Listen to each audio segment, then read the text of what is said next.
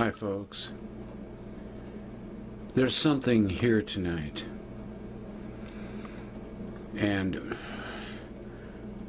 for scientific study, I think I should divulge what it is, because I may not last through the night if it acts the way it did before. Let me try and explain.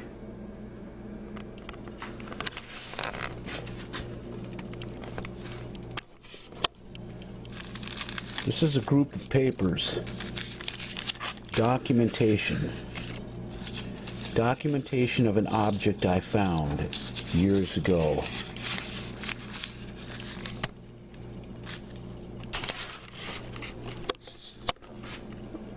Let me take you back to a time. Years ago, I was on a ride, on a motorcycle, on a mission.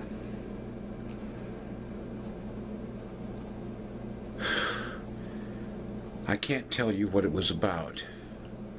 I could, perhaps I should. It becomes more involved, and I should be brief. Anyway, okay. Oh, God. I was working in a place, working hard, making money. I bought a new car. There I was, got off work, went to a gas station, was struck down. I went in to pay for my gas, went out to pump the gas. On the way to pump the gas to my automobile, a car was blocking me, and it thrust back and crashed into me, hit me on my right hip, dragged my legs under it, and I smashed on his window. I banged. I was going, you're crushing me, God. He stopped. It was a whiplash like that, and I was down. I got back up, and I said, hey, dude, just in case, man, you better give me your driver's license number. He was really ornery. He was a bastard. His name was Lawrence Guidry. My name is Stephen Sanford. He had a Karmann Ghia Volkswagen. I remember it like yesterday. I went home. I was with a girl at the house. She was there. She greeted me. I took a shower, and suddenly my back started hurting really bad. Lower back pain, lower spine. Really bad. And I knew something was wrong, and I thought of that guy. I knew it must have been the accident. It's been years ago since this has happened. Anyway, moving along, I got an attorney. I had an injection by a doctor that stuck a needle in the back of my spine with stuff. Hurt. I folded up like one of those scorpions, man, when the needle went into the back. Practically hit me in the spinal cord or something. It was horrible.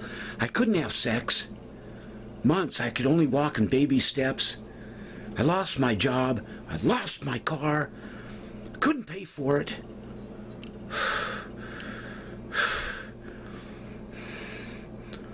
I was utterly lost. I went to my mother's for help. She brought me in. Gave me a place. I got better.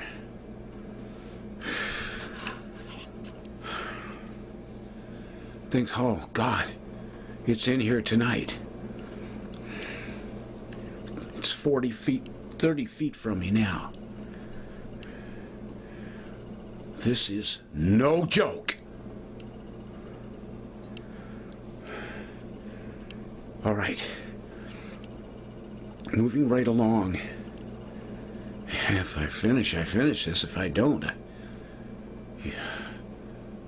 you'll know why there's a meteorite in here tonight. A meteorite. That's what I thought it was. Okay, so here's what happened. I tried to go out with girls. Couldn't have sex. Something was wrong. I was walking along Venice Beach. I had an apartment with my mom. We moved over there. I was limping like this. I met a friend. Slowly got better. I could walk again. We went to Topanga. He was a good friend of mine. His name was, maybe I should leave it out.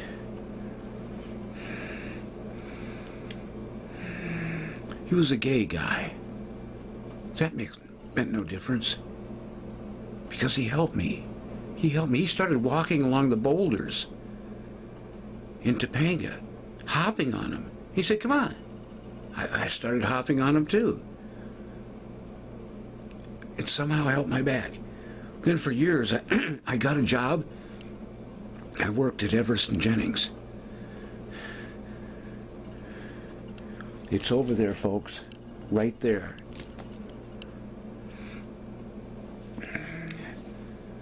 Ooh, this is no joke. I may drop dead immediately, man. This is no joke. Okay, anyway, I got better. And, oh, I forgot to say that when I was feeling really bad and I couldn't walk and everything, finally I got a motorcycle. I wanted to pay this bastard back, this Guidry fellow, for wounding me so bad. So I gathered a sword. I hopped on my motorcycle. And I brought a lead hammer with me. Because the person was denying that he was at fault. Denying that he hit me with a car. Denying that he destroyed my life, let my car get... My car was what do you call that when they take your car away? For lack of payment. The disability ran out. Workman's compensation ran out. My car was taken, was repossessed. I was left homeless due to this bastard. My mom took me in, right? Remember? But I'm riding out there to get him. Not really to harm him that much. Perhaps I can really make no official comment on it. You get the drift. And I'm driving out there, my motorcycle, in the hills, and I had to go to the bathroom. So I stopped the motorcycle, and I went out, and I walked a few feet off the road, way up in the mountains, I won't say where. And I saw something shining in a river.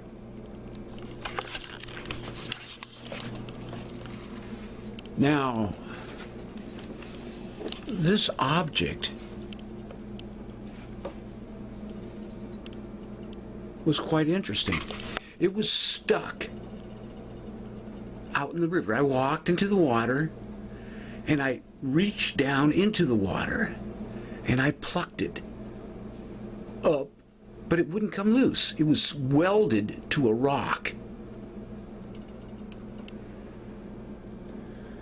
Well, I picked up the rock and I busted it off the rock. It was flat on the end. It looked like it was a meteorite. It was a silver nugget. It was gleaming from 300 feet away. Gleaming. Attracting me towards it. I busted it off. I brought it home. Well, anyway, long story short, I went out there to find this bastard. He wouldn't pop up. I waited. So I came home with the nugget. All I was going to do is really just... Well, I can't go into it because he wasn't there. I came home with a nugget. I drilled a hole through it. A hole. It was about yay big. I wore it around my neck and I started getting chest pains. I took it off. I waited months. I put it back on. More chest pains, stabbing, like angina. I was only, 26 years old. Strange to get stabbing pains at 26 years old.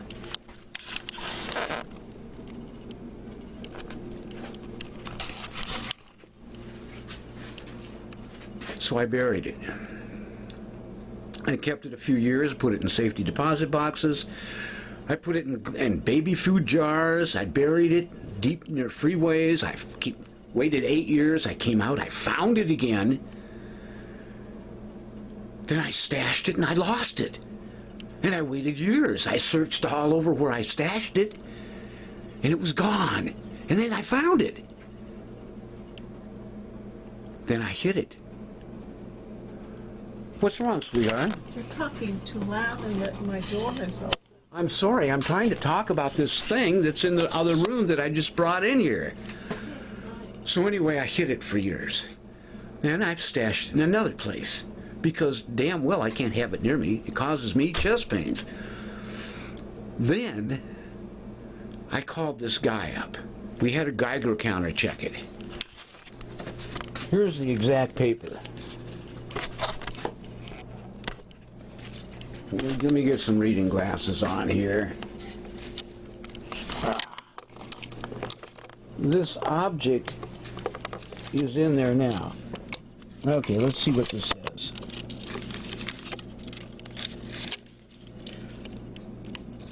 Warning.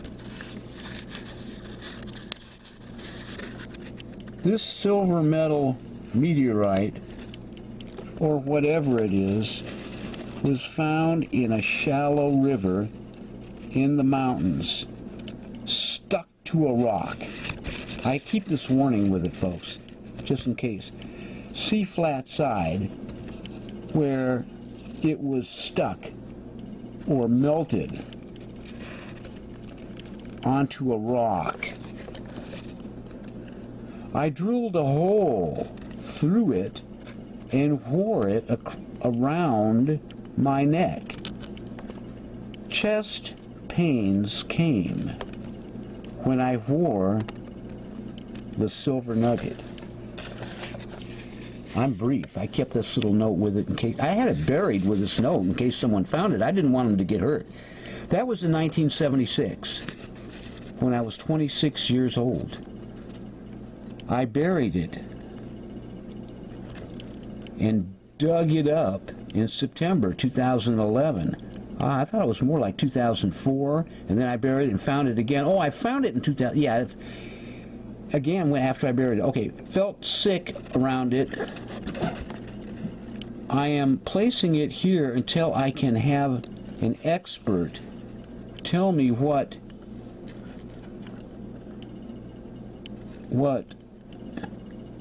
there was a final black, there was a small black shiny diamond like substance in the object. What's that say? Unscratchable. It was like a black onyx or a diamond. Stephen A. Sanford, and there's my phone number and address. Okay. So, I brought this dude over, and he said he had a thing that could analyze what was in the metal. Here it is. He brought this gun out. It was kind of like a big camera, and he said that he could check out what this thing was. Oh, here's another. Regarding unknown object that causes chest pains. Went a year, not doing. Oh, Kathleen at UCLA. Yeah, I tried calling UCLA and all kinds of places, the Griffith Observatory, anybody that could analyze this thing. Museum. Okay, the nugget that was analyzed to be aluminum. Aluminum. I don't think so.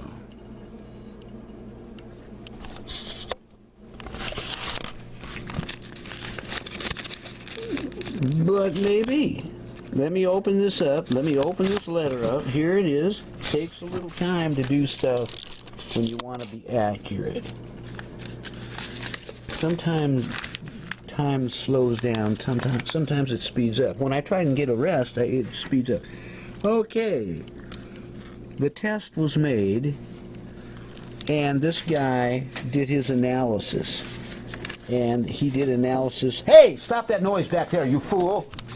Cat's playing with a thing. Okay. By the way of review, we looked at a cross you forged out of pure lead. I did forge a melted cross out of pure lead. I used to make clay molds. Hey, are you making noise down there?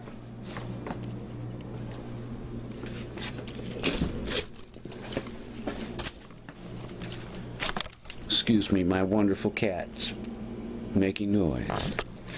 Okay. Pure lead. A hunk of nickel, a silver chain, and a nugget of unknown origin, outer space, and composition. Oh, did I say what I speculate, folks? This nugget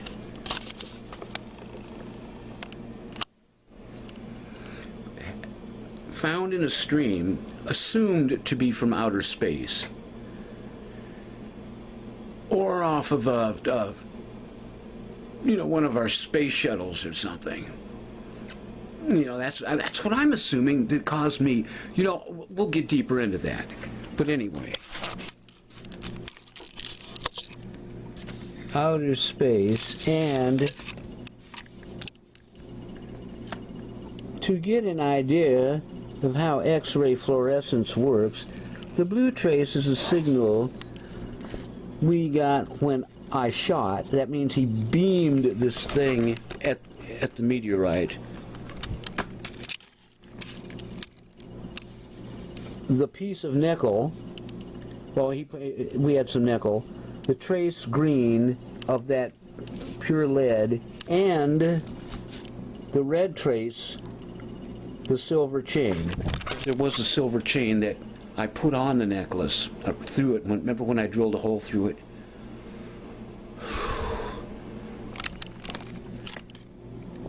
I used the silver chain. The silver chain is next to the meteorite right now. Now I had to show you that so I could tell you this. So this is what the thing was for the different deals that we took a shot at. Now, he says, methinks your prize nugget is nothing more than a melted piece of aluminum. Tin cans, bottle caps, window frames. I told the man that I found it in a river away from anything else, way up in the mountains. What would a piece of aluminum be doing there, my dear friend? Causing chest pains whenever I wear it. But nevertheless, or more than melted piece of aluminum, tin can, bottle caps, or window frames. In the mountains. As there's some noise out there.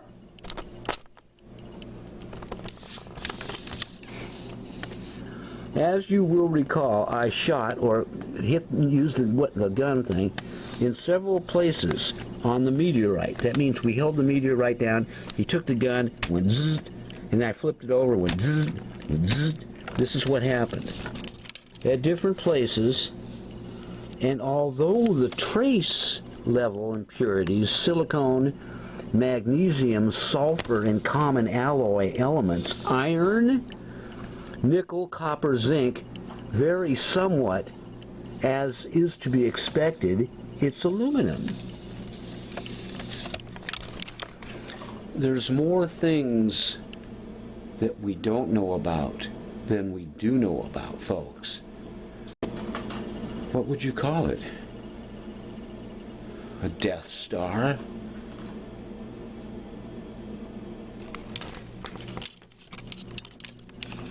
Okay, what does he say here? Okay, elementally speaking, it shouldn't make you ill, but you could end up with a touch of lead poison if you're forging things out of lead, like this cross you showed me while wearing it around your neck. Ha. Sorry to disappoint, but it is what it is. Okay, yeah, I made a cross years later, a couple years ago. We're talking way back when this thing was reactive. Now, here's the situation. It's in over there right now. I'm going to show it to you, and I'm wondering, should I introduce it to its element, which was water? It chose to be in water. And it's all dried out now. Let's take a look at it. I don't really want it near me. I swear to you, man, if I fall out like a fish and start flipping around, you'll know why. Because we're going to go check this thing out. Hey, and let me tell you something, folks. I don't give false things when it comes to chest pains, okay? If you ever hear me saying, I got chest pains, that means it's chest pains. This thing causes chest pains. I'm not lying about this. Let's go in and check it out. You're lucky. You're safe. I gotta be the fool that gets next to this thing. Okay, come on. Let me bring the paperwork with me. We're going in there right now. You notice I don't cut and I don't stop. This is right now. We're walking into the room where the object is. Let me shut the light on here. Turn the light on. What the f... It's gone. Ah. Okay, here's where I hit it. I wanted it as far away from me as I could possibly get it. I just brought it up now. You know where I had it stashed? I had it stashed under an old bicycle seat way down in the garage. I didn't want it close to me. Here it is. Okay, just brought it up an hour or so ago and kept it far away from me as possible. I know it's late, Sue, but I better record this because I brought the object up. Sorry to disturb you. It's here. 40 years it's been waiting. 40 years. Okay, I want to make this as brief as possible because I don't want the exposure next to this thing. Just a minute. I'll hook this around my neck. Is this being seen? I can't hold the camera. I'm bringing it out now. Oh, God. I've got it stuck there. I put a chain through it. Oh, my God.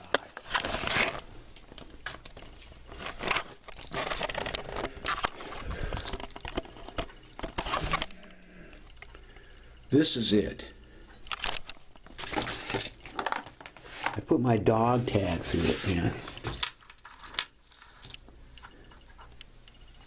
There it is. Please, let me get my glasses on. I'll just use this. Here is the flat side where it fell to earth.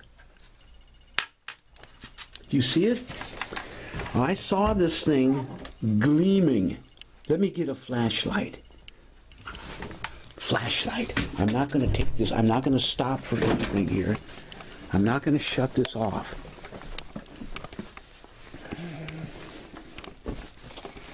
Flashlight. Flashlight. Okay.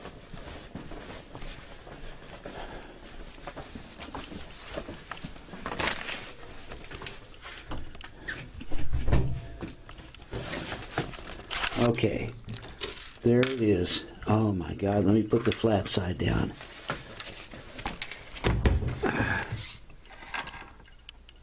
There you see it, folks. This is the object that fell from space, from a meteorite, from one of our spaceships, one of our space shuttles, back in 1976. Let me spin it for you. It's on its flat side. See that?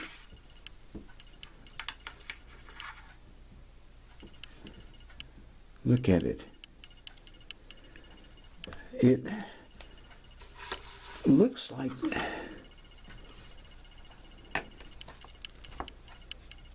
there you can see it. I wore it on my chest and went to work and had some chest pains back in 1979. I had to go to Brotman or UCLA emergency because of it. I thought it was just because I was having some, well, anyway, there it is.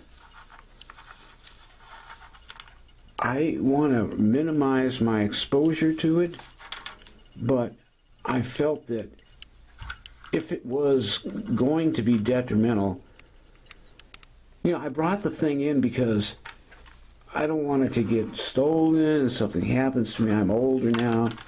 You know, I just don't want it to be lost forever. So I brought it in. There it is. Flat side again. That's where it was stuck on the rock. Under there. Well, we'll see what happens to me tonight from being this close to it. And I'll shut off now. Huh. If you never hear from me again,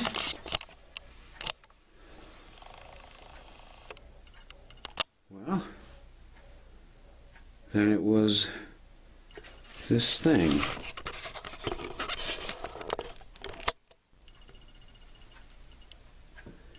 And where it came from, all I know is I'm going to stash it in my house, up near the linen, in the center of the room, way up in there, where it's about 20 feet. And,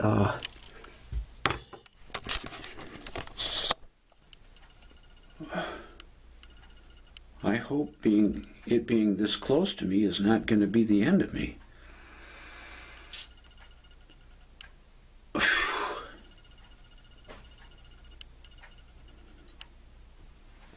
Good night.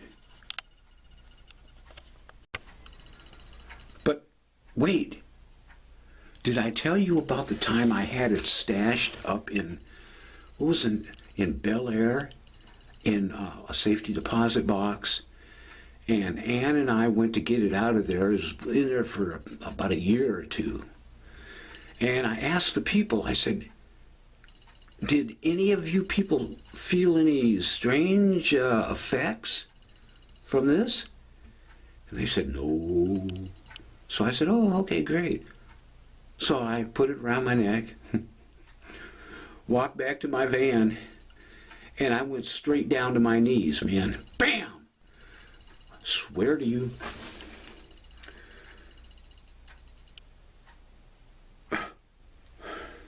With stabbing pains.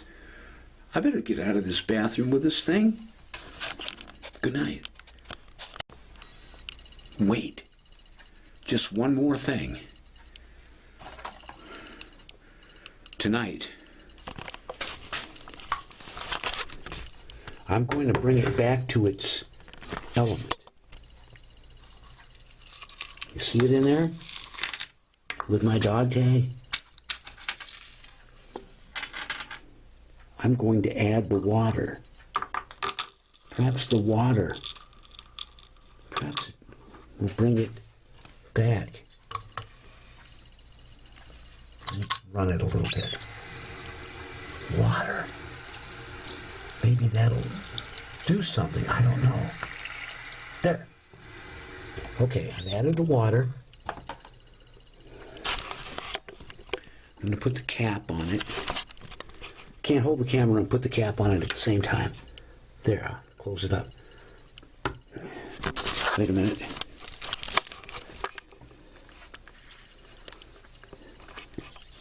Is that the cap? Doesn't want to seal. Too much water. Okay, pour a little water out. Ooh. You don't want to shake it up.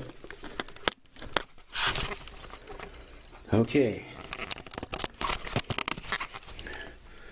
Oh, man, I gotta go to sleep around this thing. It's late. Had a few beers. Here it is. Well, ooh, we'll see what tomorrow brings. Hi, everybody. Just hold it just like that, so I'll do the bobbing. Hey, guess what? We're gonna go someplace right now, Sue and I. Kat has to stay at home. Don't want her to get away. We're going camping. All night, maybe more. It's been a long time. I've been busy with Jason and stuff, and I need this. This is called Operation Maestro Collapses. So you're going that way. I'm doing whatever you told me. Maestro Collapses. Can you feel it? I've been working like a dog, man. Getting things ready and stuff. And now, I collapse. So, let's go. Okay, there's all the stuff that's going. There's got the beer inside the cooler. We got the hoodie. I got the extra stuff I need and the steaks. A couple huge amount of steaks, you guys. There's my sweetheart, Sue. How you doing, Sue? Fine. Well, folks, there's the cooler all ready to go with the steaks and the beer. I'm using the smaller cooler now. Want to put your hand in there, Sue? Okay, fine. Okay, can you see me? Yes. Walk this. I mean, you stay there and get it. All right. Okay. So. All right. Folks, another reason, I didn't want to say this in the house, but another reason, just stay where you are, so don't move. I'm doing it in the camera. Just hold it perfectly still, will you please? Yes. Now, another reason why I wanted to get out of the house is I explained to you about the meteorite, right? Sue, don't go to sleep on me. Fine. Sue, you're sinking lower. Try and keep it straight, my dear. Okay, I'm trying. Come on. I'm a happy man. I know. So, folks, Let's go. I was experiencing some sinking feelings and pain. And I attribute that to the meteorite. So I'm getting the hell out of Dodge. I'm going to the camper to get away from that meteorite before it croaks me. I was feeling all I had to have a shot of whiskey, and that's not like me. Hold on. Okay, we had to walk over here. There's Sue. Here's the huge steaks. I mean, one of the steaks is good enough for Sue and I to eat on and still be full. So we'll have steak for tomorrow. And over there's the camper. What's that, a zombie near it? Good Lord, man. So let's get over there. Ready, Sue? Yeah. Okay. Well, we are here. Let's take a look at you, Sue. There we go. Aha! Ooh la la! Look at that. What the hell happened here? I don't know. It's a bruise. Yeah. That's a badass bruise, man. Yeah. Would you bump into something? Probably. Huh. I just now noticed it because she had her coat on. Okay, how you guys doing up there? You ready to go? Good. See how the guys are back here. Seahorse is ready. Those guys are ready. Sophisticated bird. Hi. Brave shivering bear. You guys, come on, you guys, hop up. Up you go. Elizabeth. I'm sorry to disturb you, Elizabeth. Your necklace looks great and your dress is nice. There you go. Hop up there. Babies up there. You up there. There you go. Hold on to your babies, Elizabeth. Standing there. You are really getting tall, pal.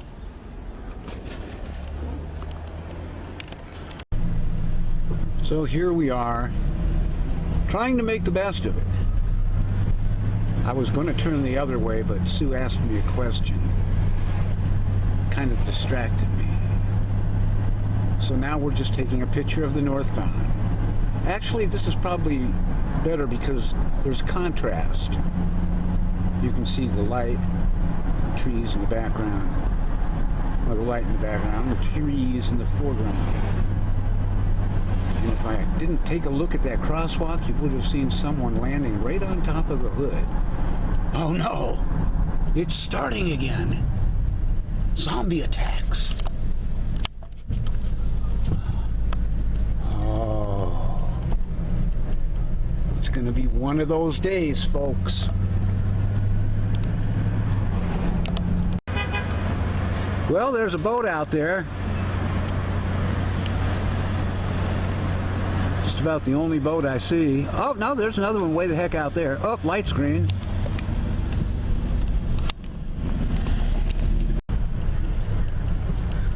Ah, I can see a few boats out there, man.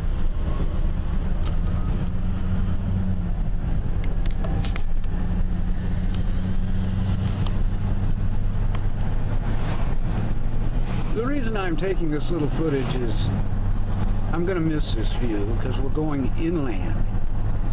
I like to hug the ocean, you know? Keeps me balanced. No, we're going up that way, where danger lurks.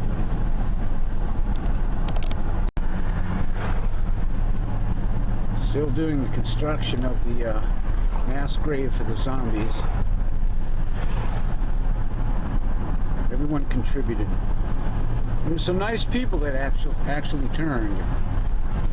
Prominent citizens. The mayor. The governor. Well, they'll be happier now.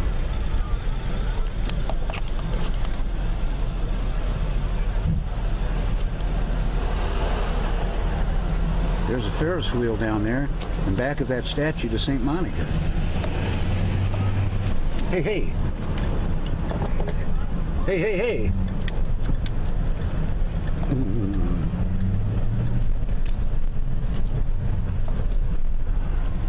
Oh man, that was close. And now we're going up fantastic Wilshire Boulevard. Ah, look at it, folks. The calm before the storm. Peaceful little city. Waiting. They can't all get away in time, you know. Some of them will be left behind. Richard's lucky. We'll be facing monsters and stuff down here. Like that water-spitting creature over there. And much worse, perhaps. Ah, 3rd Street Promenade. Here we go.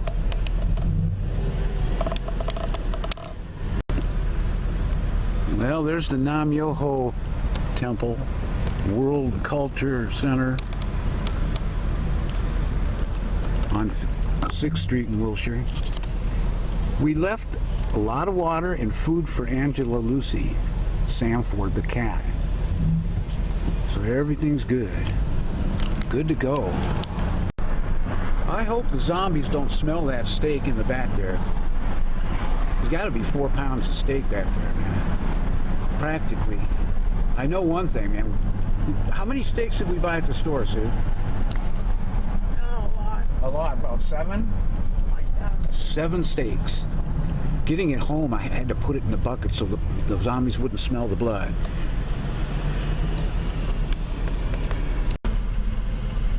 Stop the violence. Stop the zombies. Here we have a nice little, roll your window down, Sue. We got a nice little statue. Your head's in the way, Sue. So? Move back. It's a statue to running zombies. Hi, you guys. As you can see, the sun is going down quick, man. So I thought I'd get this last shot here. We're at the gas station. I thought I'd get a picture of the inside before it gets too dark to know what it's like in here. Oh, the cover fell over. Okay, hi you guys. Hi, Purr. What happened with this coat? Seahorse. You okay? Purr.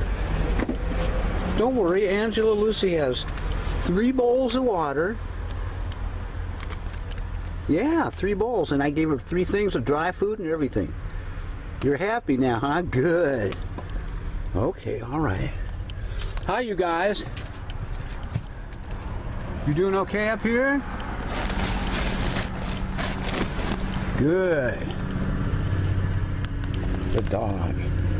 Hi, pal. You okay? Good, good.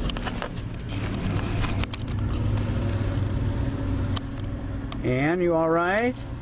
I hope so. Oh, hi. Oh, here's that thing. I was looking for this. Brought it out here and had a party a couple nights ago, I guess. Okay, well, let's get that gas.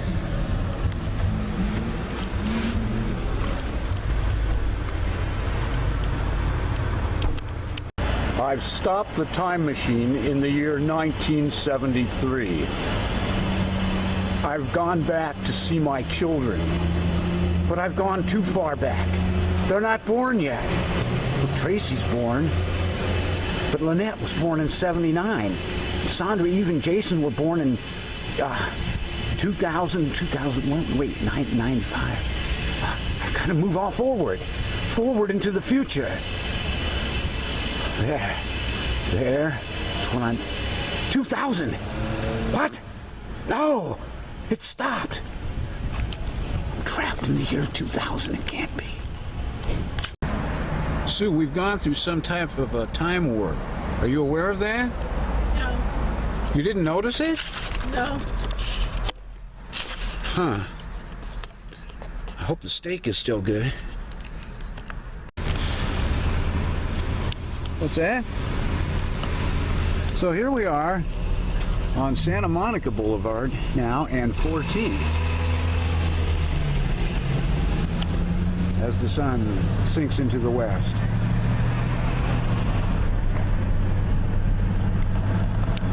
Tell me when it turns green. Here we are at Bundy and Olympic.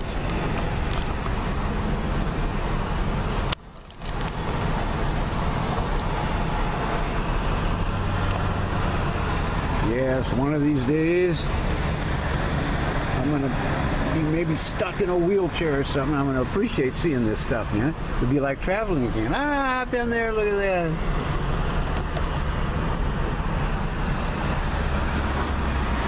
Zombie hand!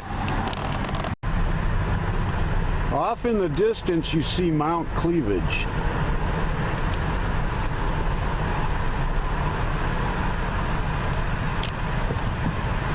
Well, it's getting dark. We narrowly escaped that zombie hand that was creeping in. Good thing it wasn't in neutral. I just stepped on it. Poor guy. We're around the corner of Ohio and Beloit. Just for history's sake, that is where the meteor waited for 10 years. And I saw that they were putting in these walls and stuff in around 2002 or 3. So I searched and searched and searched because I wanted to get it before they got it. And finally I found it after 5 tries. And then I put it way down there, a few blocks south. Well, remember that, Sue? So how many times did we search for that thing, sweetheart? A lot of times, man. I had a map to where I had placed it, and then I brought some girl in, and I thought she found the map because I couldn't find the map, and I got angry at her. I thought she went to hawk the meteorite at a hawk shop. You know, girl comes in your van, she finds a map, she goes dig something up, she thinks it's valuable. Boy, was I angry. But the map just disappeared.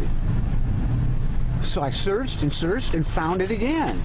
And now the meteorite lays at the house, threateningly.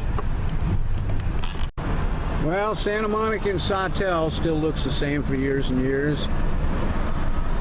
Theater. The old Purdue police station's gone, though. The courthouse.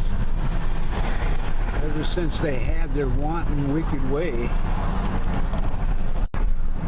Well, no, the police station's still there. It's the courthouse that's gone, right? Let's see. We'll drive past that evil hole. There it is there, where the blasphemy was done. War documentaries are made throughout history. Whoever wins gets to say who, what happened to who, and when, and where, and how bad it was. This is the West LA courthouse, so I won't forget in case I get Alzheimer's, where I was slandered and framed by, what do you call that? Judge Abrams, you know, and all that stuff. Horrid, horrid. They film concentration camps, and they talk of Hitler's atrocities, but there were atrocities here in California done to citizens. I was one of those citizens. Darkness settles on a dark building. This is the huge fenced-in area where the jailhouse buses would come. The whole bus would be pulled inside this huge barbed wired area, and prisoners were led into a holding tank over there. Not all the prisoners were lawbreakers. How well I know. And now, a building in disarray, filing cabinets, weeds growing over the place, leaves, desolation. It's what they sowed, it's what they reaped. Well, here we are in Japan, and there's the Japanese deli to prove it. No, actually, this is a little shopping center that Sue and I love to go to. What do we call it, Sue? Oriental Escape. A little louder for the microphone. Oriental Escape. Let me kiss those sexy lips. Oriental Escape, folks. There's a lot of Oriental people over here. Japan, etc. A lot of little gift shops over there. It's really quaint. And the world hasn't discovered it, really. It's like how Westwood used to be years ago. Everyone went to Westwood, like Hollywood. There's a karaoke place. Oh, yeah, I've done the film over here before with Jason on the motorcycle. So let's go over there and get some food. Well, last time we were here, we had the four-eyed octopus, which was quite interesting. Unless my glasses were dirty or something. Here, now we're going in. So apparently this is pork, and this is, what did you say that was, Sue? Seafood tempura. Seafood tempura. Hey, Sue, Oriental girls. Quite fine. Yikes. I don't care. Now, let's not. Pork one is kind of hard. Which one? The pork one's kind of hard. Pork? Yeah. All right. Okay. I smell fish. Ah, it is fish. You never forget that smell. Look at that. Look at that.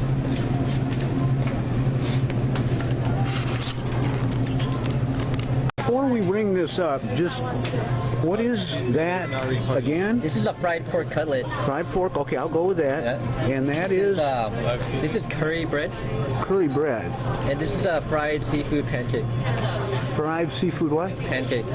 Teke? Pancake. Oh, pancake. Pancake. Yeah. Got it. I'm sorry. I had wax in my ear. Just got off a motorcycle. Okay, we'll take it. $2.38. Okay. Okay, girl. Oh, go ahead, Sue. All right. Thanks a lot. I had my card out. Thanks a lot. Free food. Food out here in the little garden area. All right. You know. So Sue's enjoying her tempura. I'm eating my pork chop, and actually, you guys, that's a pretty good deal. A whole cooked breaded pork chop for $1.19. You know? And plus girls.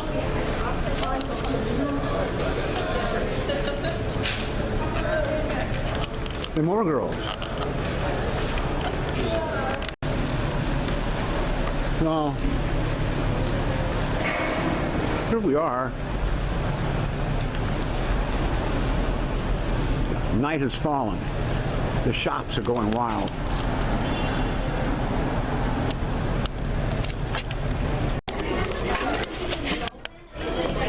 Open like in the 6th episode of the new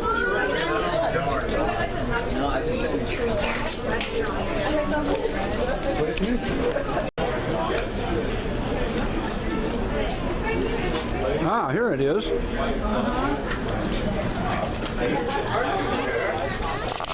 A lot of nice things in here. I bought a samurai sword here once. It's right over here. Now, Jason wanted one of these things. Something here. A headband.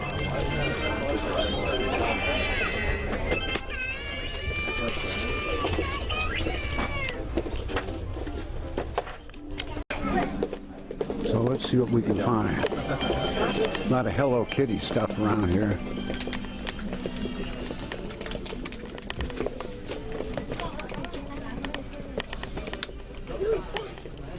A lot of stuff over here. You guys, I'm so happy to see you. Look at all these guys here. They're having a good time. Well, hi, you guys.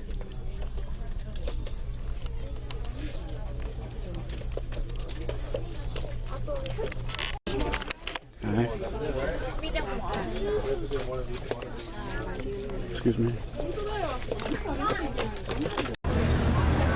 Well, that was quaint. A lot of Oriental shops, a lot of restaurants around here. What's that?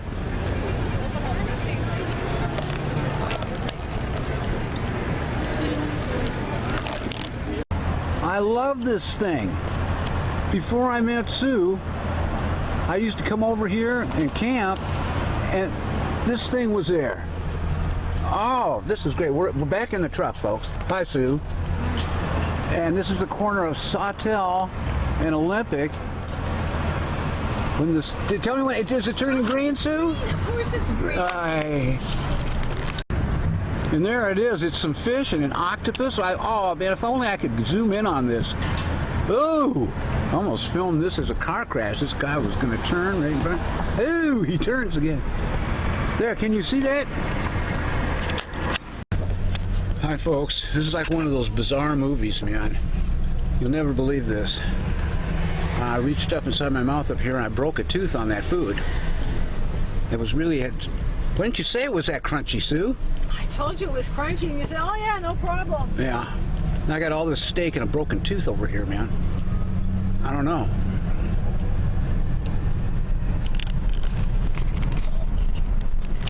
I'm in a 24-hour deli. Sue's getting a burrito. I'm taking advantage of the opportunity to fill up on some water.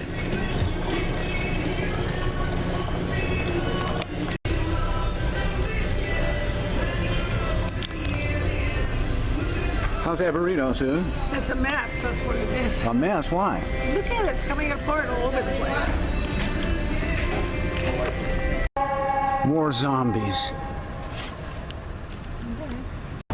Well, we found a nice place to camp for the night.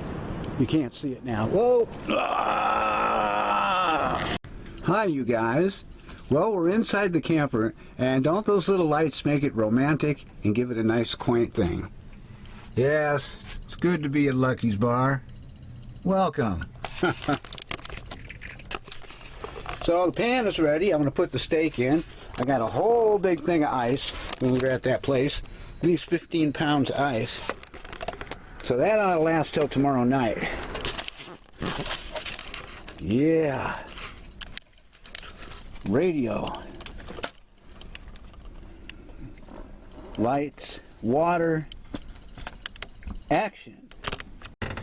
Well, let's see how the steak's doing, you guys. Ooh, look at that. All right. Oh, geez, a hot summer night. We've got the windows open, got the door open a little bit. Food is really good. There's Sue's. How's that food going, Sue? All right. Good. Thank you, Lord Jesus, for the food we are having. May it give us the power, the strength to overcome our enemies and perhaps teach them the error of their ways. Thank you, Jesus. Amen. Steak. Well, what's wrong, Steve? Is just having steak? No, I got steak and beans. What kind of beans, Steve? Well, jelly beans, of course, man. Hi, folks. Little problem. We were eating and just cleaning up, and the cops went down the street, and about 10-15 minutes later, they pulled up behind us about 5 car lengths and just sat there for 15 minutes, running a make on me. So I decided to leave that spot. Then as we were getting into the front seat, the cops were up about 10 cars ahead of us on a street with nobody on it late at night, looking at the ground for things in a bush. So I said, oh, this is not going to be a safe sleeping spot there. No, no, no. So we're over here now in the old usual place where Tree is over there looking a lot better. Were you guys, you know the episode of Tree?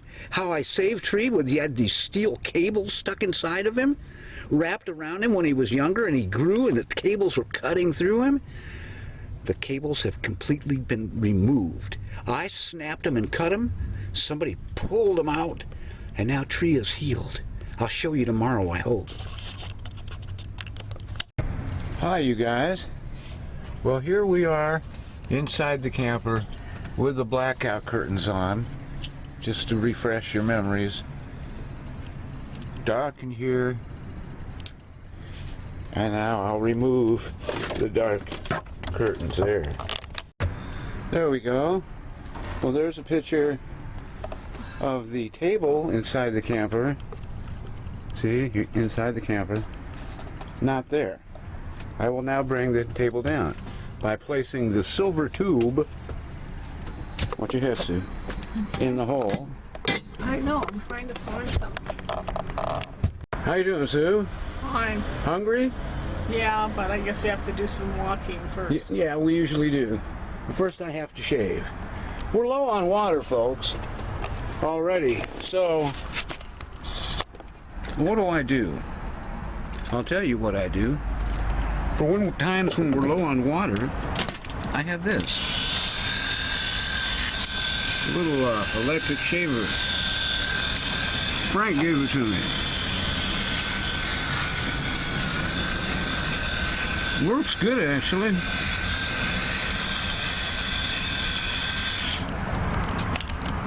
Don't get the wrong idea. I'm not using someone else's shaver. It was a gift. It was brand new. Hello. There's my door knocker, and there's my door, and there's my camper, and what's more, we're having a good time. How you doing, Sue? Fine. Let's see.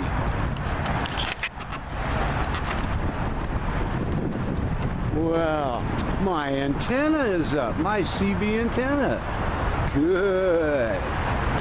A K40 That's the model to have. Does it show up? Can you see that? Hard to see. Okay. The guys are okay. We had fun last night. It was nice and warm. Hi, you guys. How you doing? I see a couple of you guys are sleepy and still in bed there. Well, no ticket. Keeping the location secret. Tree! There's my buddy, my friend the tree. Did I show you guys the story of Tree? Let me show you. In the very center of the screen, you'll see a cable that goes up to that telephone pole. It was wrapped around Tree years ago. Who knows how many years ago? 10, 20, 30, when Tree was much smaller. And I was walking by one day and I saw right there these cables crisscrossing through Tree. They were trying to hold the telephone pole up using Tree when he was much younger and skinnier. And then I clipped them with a wire cutter, and they went one strand at a time. It was like hearing a bow going off. It would go bing, bing, bing. And finally, all 6 or 7 strands, how many is it? Let's see. 1, 2, 3, 4, 5, 6, 7. Looks like 7 strands. And finally, man, I didn't know if this telephone pole was going to get me. Of course, if there's any danger or illegal thing, then I'm just making this up. And then I did another one over here. And poor Tree, oh, he had things there. There you can see right there where it was cutting through him for years. It's just inside him. And here's another one wrapped around his centerpiece. But I left him out. And to my amazement, someone came along, saw the cables sticking out, and pulled them out. They must have used a crane or tied it up to a truck or something. But I'm glad they did. Tree looks a lot better. Tree! Oh, my pal. Look at you. You're so happy now. No tight cables reaching into you. Good old Tree. In this cherished spot once lived an old heavy-set black man. When Ann and I would camp around here years ago, he would sit. Rain, snow, no matter what. He didn't ask for anything. I don't know how he existed, but he stayed there for years. We may have given him something. That was 30 years ago. It's hard to remember, but he was an amazing guy. Sat right there and there. Good news. I've changed ice containers, and this one is still good. There's leftovers from last night. There you can hear the ice in there. Still hard chunks, so the steak down there on the bottom should be nice. All right, we're ready. All right. Okay. So, let's get over to the secondary spot. Did you guys sleep okay? Sophisticated bird. You did a good job last night. He was pecking away at it. Every time a car would go by, he'd go toot-toot-toot-toot, trying to send Morse code. George! Amazing white guy that just dropped in, a white bear. Okay. Purr. Rest, Purr. We're going to go over to another place and eat some steaks. Hold on, you guys. Elizabeth. Brave shivering bear, you guys. They had a nice night up here. So let's get out of here on our way. Okay. Got the CB radio on. I'm on channel 20. This is the good one with the upper and lower sideband. The best you can get by Cobra. What's that over there? Wow. Hey. Hi there. Hi there, young lady. Can we help you? Hey. What's wrong? Who tore your dress? Come over here. Sue, can you see this poor girl? Hey, I'm with my wife. Come here. Don't be afraid.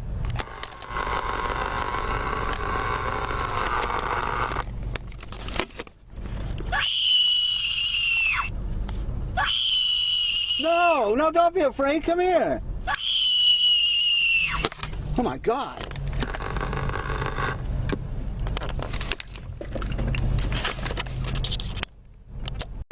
Zombies! Quick, up here. I know another spot we can go to. They must have smelled the steaks. Poor girl. She held onto the side of the truck and we got her to safety, but she wouldn't get in. Wow. I see the parks are full and doing a lot of business. Look at that. I've never seen a party that big. Have you? Look at that. There's got to be 150, 200 people there. Ah. Wow. Yeah. Well, wonder how much those piñatas were. Okay. Let's see what's up here. Here's a park near Westwood. You can see those big buildings over there.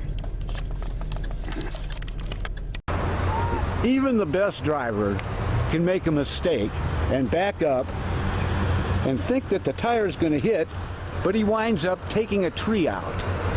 Sad. Save a tree, hurt a tree. But this tree is already kind of deadish, and I'm just going to have to find a better spot. Oh. As you can see, as soon as I get here, I pull up and there I am. No sooner than they start taking the remains of zombies and grinding them up. Why? Oh God! Oh no, the humanity.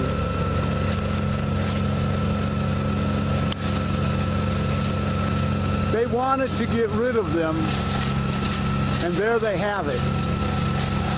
Oh my God. It's the feds. It's the federal building over there. There's the buildings in Westwood. I thought I was in a zombie-free zone up here. Well, this is not a peaceful place to camp, is it? It's blowing over here. Sue, let's get out of here. It's too bad, too. We could have enjoyed our steak. We were better off where we were.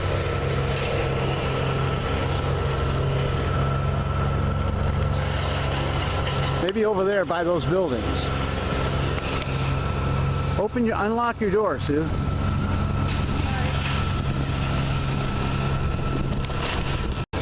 Well, just to get it in perspective, there's the outskirts of Westwood. On the other side of that is UCLA Hospital and campus.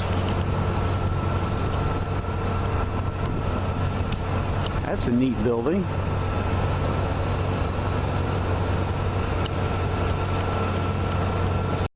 Well, maybe they'll be done grinding those bodies. In the meantime, here's a drinking fountain. I'll get some water.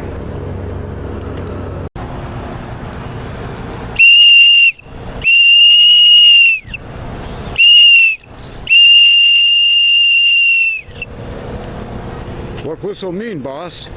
Whistle means when we're out of ammunition, they will eat us. Well, there they go. I think they're out of bodies. You know, they said they were going to use some of that stuff for fertilizer. I said, you can't use zombies for fertilizer. It'll poison the soil. Another guy says he's selling bodies for people to smoke it. Smoked zombies is bad for the lungs. know what the guy said? He says, I don't care as long as they buy it. I don't care what happens to them. Monsters! He's blowing the body parts. As you can see, wait a minute.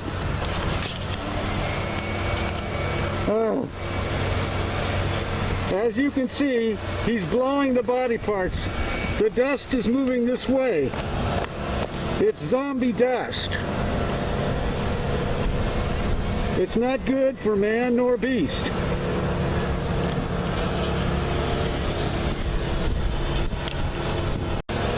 I think it's time we cleared the area.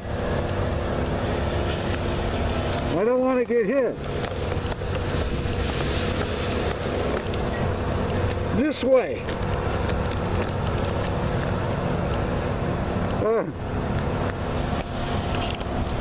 Okay, I'll have that food on in a second. I just wanted to sweep this place out. We have brand new floor, folks. I want to keep it nice and new. That's why I keep this rubber deal on it. Well, we've decided to stay. The stench is pretty bad, but we're going to close the door. Zombies, the bodies are being whatever they do with them. But the seahorse stands tall and proud. There, now the rubber thing is down. Look how beautiful that is. I like a clean restaurant. Okay, we got these leftovers from last night. And plus we got more steak in there. Yay! Hey you guys, this is important, so listen up. You see this part of my screen door? You see the back door here of the camper? Look, that's the back door.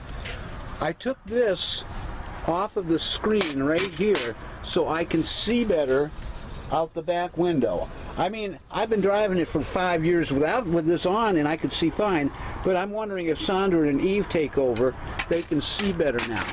This is stops flies from coming in the screen door. See how the screen door closes?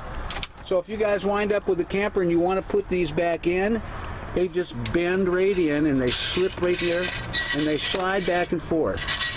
They slide there so you can get to the doorknob. Hold that, Sue. See, let me show you how the doorknob works. I get the whole door over here. See, there was a little slot for the door handle. And now you can see a lot better out there when you're driving. So I'm going to label these and put them over here by the stove. And you can put them back in if you like. But visibility is far more important than 1 or 2 little flies getting in the back. Well, we finished our leftovers. Now we're going to start on today's steak. Ooh! I'll keep it straight. Am I in there? Yeah. Okay. Simple demonstration, folks. Demonstration. Never go someplace without your weapon. Here's mine. I fire it like this. See that? Because you never know. Am I in there, Sue? Yeah. See that again? See how that pops out? Like that. You're going low, too. I said, I'm watching you. No. No, Sue. Whatever you want me to do, I'm trying to do it. Right. Okay. Okay. The reason I carry my weapon also is because I'm a cook. And this is cooking tip of the day. You see how this huge, thick, to almost 1.5 inch thick steak was cut up? Not by my little weapon there, my regular weapon, but by this steak knife. Now, it would take a long time. This is already cooked for 3, 6, 9, 12 minutes in yonder pan, and it is still pink and red inside. So what I've done is I've cut it into strips like bacon, much thicker than bacon. I'd say those are like 1 inch, a little under 1 inch strips. Now I'll put them back in the pan. Cook them for 2 minutes on this side and 2 minutes on the other side, and that should be done. They're coming. It's more zombies. As soon as I smell the steak, I knew it. I knew it. But maybe it's something else, folks. I wonder if it could be the barbecue sauce. I use this kind of barbecue sauce. It's called Chris and Pitt's Original. Since 1949. Man, that's a good year. Right, you guys? Quick, close the door. Zombie attack. Hi, folks. Oh. Here I am. So, let's examine the steak here. I did it 2 minutes on one side, but it wasn't fully frying. And then 1 minute and 45 seconds on the other, and it still came out a little pink. Some is not as pink as the other. We're picking through it, and we're going to add it another 2 minutes. You guys. You guys. It's me. I heard something out here. Something crackling through the weeds. Something near the truck, maybe.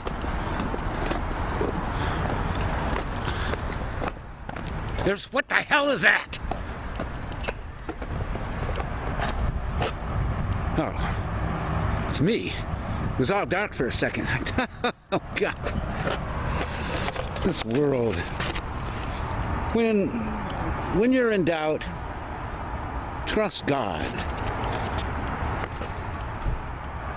God knows. Ah! What the? What's behind me? What?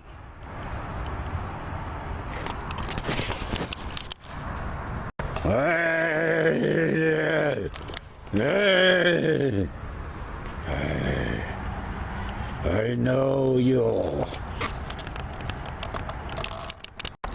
You see what I mean, folks? That's what I mean by have a weapon with you at all times.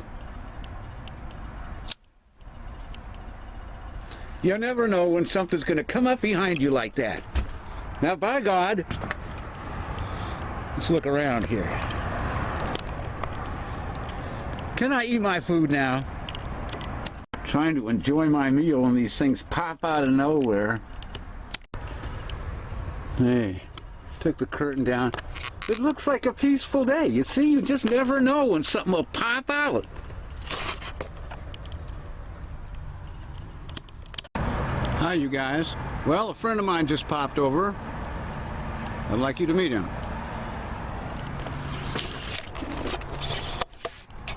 There he is. Hi, buddy. He's got solar panel power. He works all by himself. What are you doing, man? Oh, cool. Okay. Sure, you can dance. There you go.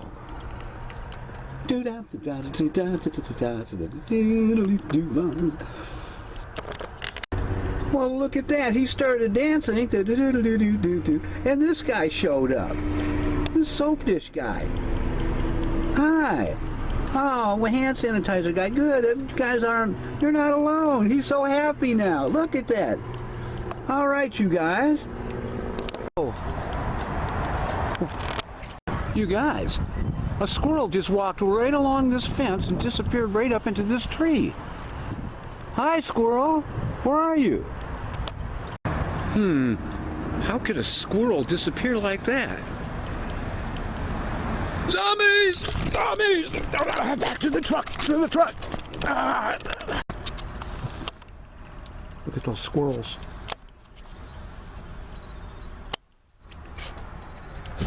I told you there were squirrels. There they go.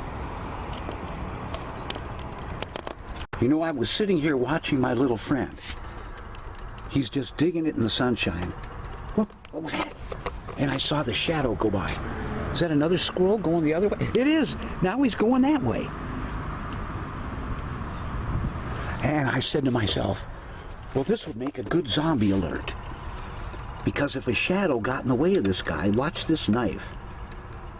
I'll put this knife and make a shadow over the solar panel to see if he stops. No, he's keeping moving. He's just rocking on. Well, you're not going to make a good zombie alert, are you? What was that?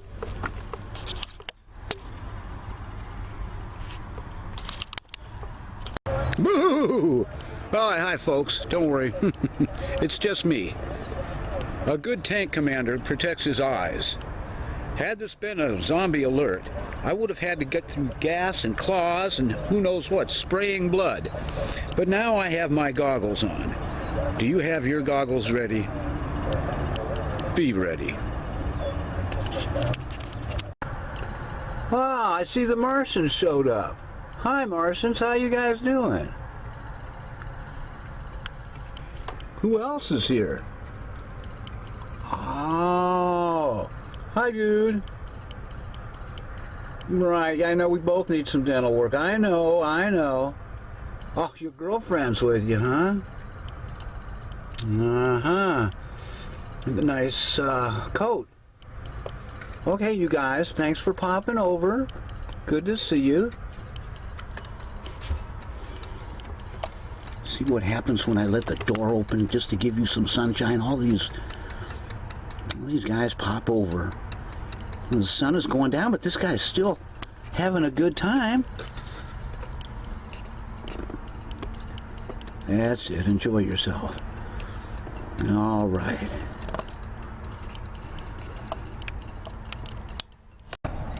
Ah, yes, indeed. Another day at the Lucky Bar. Welcome. All kinds of people popped up here, but we don't discriminate. You're welcome, and you're welcome too. You know that? You see what you did? Look at you. Everyone wants to pop over now. Red Dog? Sure, come on in. Well, we made it down to the pier. I went and I washed the truck. Here's the hose. It's drying off. The pier is going wild down here. My rims are clean as heck, though. Look at that, folks. Is that clean or what? Look at those babies shine. Man.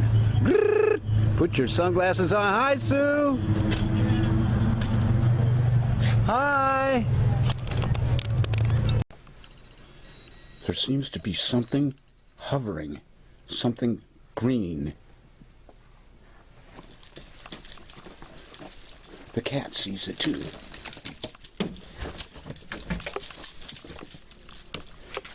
It's going in the bathroom. It's moving at incredible speed. I think the cat seems to know. Angela, what is it?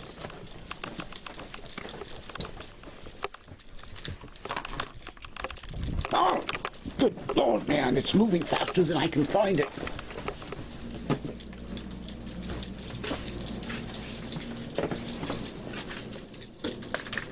She's got it. She's captured it. She's moving. She's got it now. What is it? It's running here.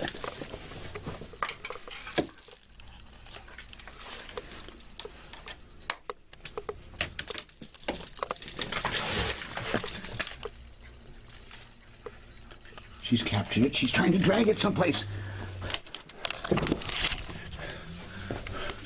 We're home, folks. Hi, folks. Can you see that? That's rain. Can you see the droplets?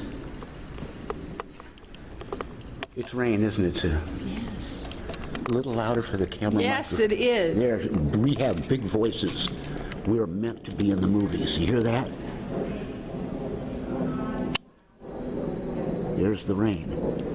Up there in the sky, a jet is going over. Do you hear it? In the meantime, take the camera, sweetheart. Hey, fine. Got a picture of me? Yes. I am not afraid of the rain. Got my feet? Yes, yes. Back to me? Yes. Now, on with the show. So what do we know? We know that it's raining. We know that over a year ago my daughter graduated and I didn't get to give her her $100. So I'm going to go over there in the rain because it's Sunday and she doesn't answer my calls. She rarely calls me. Maybe she's pregnant. Maybe she's having abortions. Maybe she's on heroin. You know, a loving dad worries. Eva, if you ever see this, please. You've tortured me. You have no idea. And Sandra, you're no ball of glory calling either. Although Sandra did apologize, saying that she's not the kind of girl that calls a lot. She's sorry about that. Anyway, being a dad, I'm going to get in the truck and plot a course over there to give her her $100 and her jade earrings that I've been holding for her. Meantime, I'm standing here next to the meteorite. I keep it up there, as far in the center of the house as I can get it. That way I'm not exposed to it very often. I try to stay feet and feet away from it. Here it is. I've put it in a new glass vial so one can observe it. There it is. Is it getting darker? You can see where the chain is going through the hole.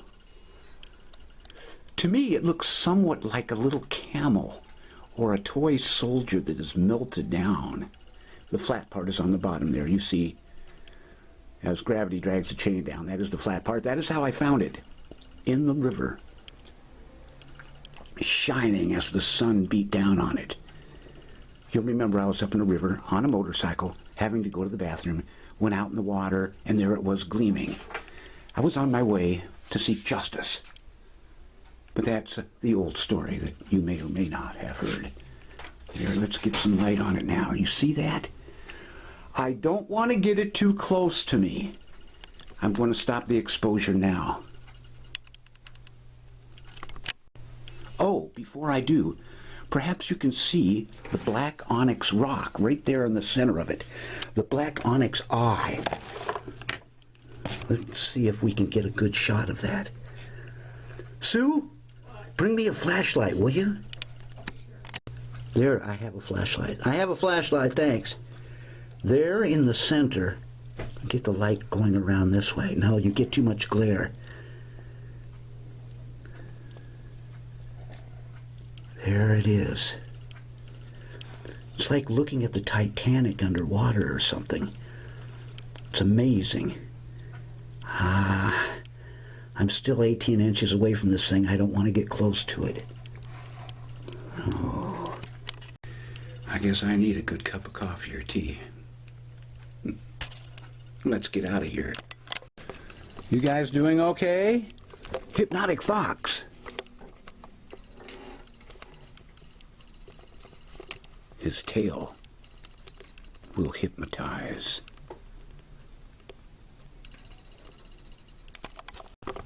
Okay, you guys. I gotta go. You wait here. I'll be back in a little bit. Going to see Evie. Maybe Jason will be over there. He went over there a couple times last month. He was supposed to be over 2 days ago, but he just didn't show up. Well, there's the truck. Way up there. Long ways. Can you get that far, Sue? I suppose so. Okay. Ah, there's the beach. It's a hot day. Now that's where I really should be, is down at the beach.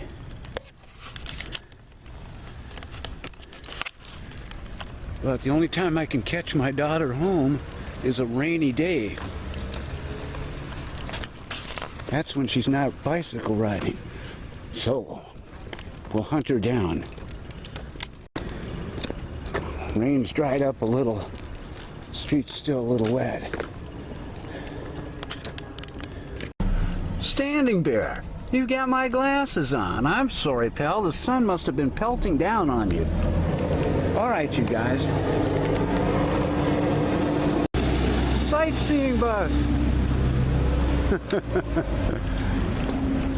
Okay. Come on, big time. Hop up there, man. There you go.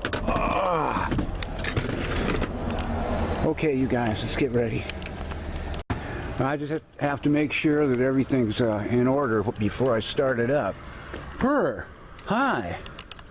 I'm happy to say that the seahorse and the seahorse got together and had this beautiful offspring. Look at how pretty she is. I think it's a girl. Wow. Angela's okay, Purr. She's running around the house. Relax. Well, if everything's okay here, guess we'll get underway.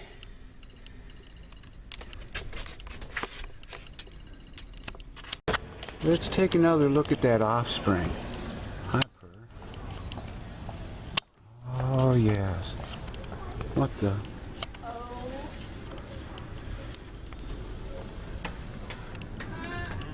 Okay, you guys, let's get out of here. That's my way of teaching my children how to procreate, the birds and the bees. You see, you kids, one goes with the other opposite sex and has children. It's about time you kids had some children now. Well, I shouldn't call them my kids. How old is Sandra, Sue? Be 25. She's going to be 25, and then E's 24, and Jason's 23. They need to have kids by now. I had my first one when I was 18. I got, married and all that, Tracy. Oh well, on with the show. Fire drill, fire drill. Okay, you guys. That's it. Everybody, over to the side. Okay, fire drill's over. Hey, you guys can help me with a little experiment, okay? You be the judge. Monitor me. How am I doing since I've brought in the meteorite? It's been about a week or two, right? Am I slurring my words? No pain. However, I do feel a little more fatigued. I notice that around midnight I feel a little top-heavy and tired. Maybe it's just age. I used to work the night shift, 3 p.m. to 2 in the morning. Anyway, we'll conduct this experiment together. See how I'm acting with the exposure to this meteorite or whatever it is that I found out there in this river. You know, there's a lot of rude people in this world. I don't know if you can see my car over there. It's right down there, my green van. I was just driving by and I saw a note on the windshield, so here it is. It says, "Dear car owner, unfortunately I saw from my apartment the lady that owns the burgundy car parked in front of you continually hit your bumper as she tried to squeeze into the parking spot in front of you. I thought you should know and take down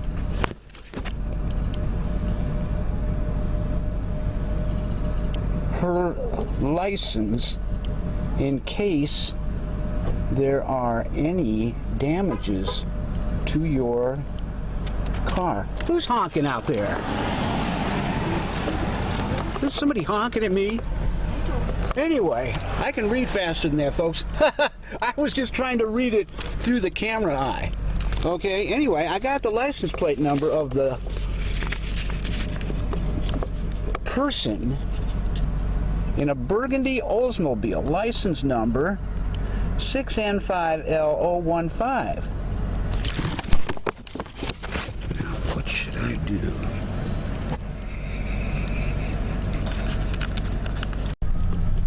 Okay, find me a burgundy Oldsmobile, man.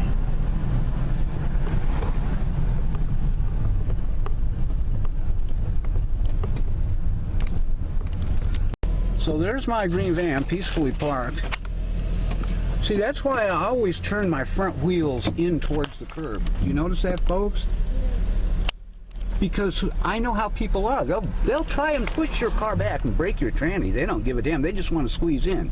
Because this woman couldn't hold her urine, didn't want to stop and go to a gas station to go to the bathroom. She just wanted to make it home and take her bra off in time. Find me that purple burgundy. Your car looks fine. Oh yeah, it looks fine, but you don't know how the internal mechanism, Sue. You know.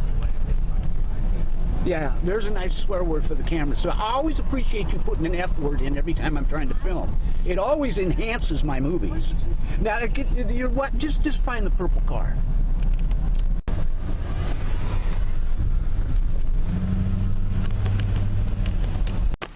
Okay, for the record, Susan, I listened to TV today all day long. I didn't hear one F word. Look at me, I'm filming it. So, didn't hear one F word. Good. Which leads me to believe you're not very professional, are you? Okay, I want you to be professional in all manners and walks in my movies. Right, you guys? We don't need swear words. It's a movie's based for kids. I'm putting dolls in it, Susan. And now you're making a whole abrasive ass attitude here. I don't like swear words in my movies, okay? I don't know how to cut it out of there. It's in there forever. Woo! Like a rocket launched into space. And you're exacerbating the thing. And it's irritating. And it's abrasive. And it's caustic. And it's creating a toxic mood. Will you do me a favor? Pretty please? Look at me, Sue. Will you not swear? Hello? Okay. Thanks. Apologize to the camera, Sue. Hi, camera. Apologize to me. Okay.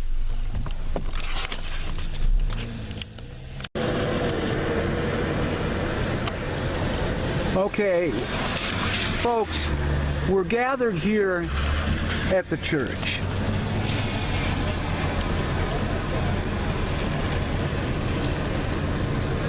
A sign from God. We're gathered here at the church to give Sue an exorcism so she won't swear in the camera anymore. The power of Christ compels you not to swear. The power of Christ says you should behave yourself.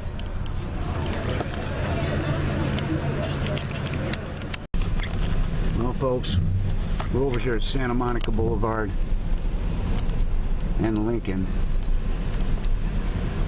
You've seen it before, but you've never seen it through these windows in the rain, have you? Look at the raindrops. Look at those. I just washed my truck not long ago. Oh.